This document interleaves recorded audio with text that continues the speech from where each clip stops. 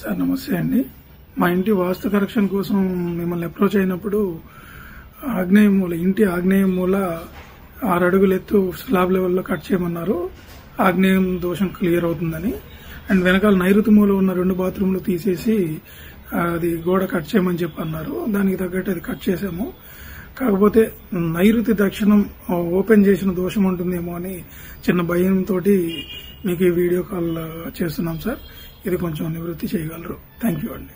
So మీరు అడిగిన ప్రశ్న మాత్రం చాలా సూపర్ అండి.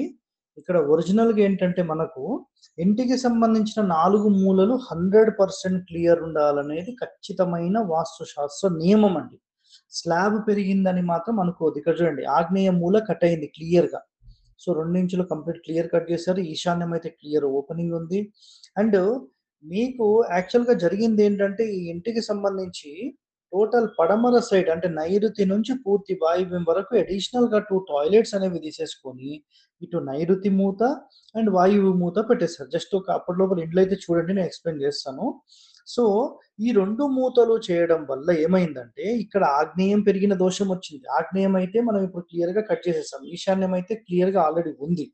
అండ్ మీరు నైరుతిలో ఏదైతే ఇంటి నుంచి గోడ కట్టారో అది 100% ఒక దోషం అండి. ఇక్కడ చూడండి, ఇప్పుడు క్లియర్ ఓపెనింగ్ అయిపోయింది మూలలు. సో ఈ పడమర గోడ కూడా మీరు గ్రిల్ పెడితే ఇంకా సూపర్. మనకు వాయువ్యం గాని ఆగ్నేయం ఇవన్నీ చాలా క్లియర్ గా ఓపెన్ అనేది అవ్వాలండి. ఇది ఖచ్చితమైన నియమం అన్నమాట. సో చాలా మంది అయితే ఇది చేసుకోరు, అదొక పెద్ద దోషం అన్నమాట. సో ఇప్పుడు ఈ వాయువ్యం కూడా చాలా క్లియర్ గా వచ్చేసింది. ఇది చాలా పర్ఫెక్ట్ అండి. కడితే ఇలా కట్టాలండి. మెయిన్ డోర్ నుంచి ఎండ్ వరకు క్లియరెన్స్ ఉండాలి.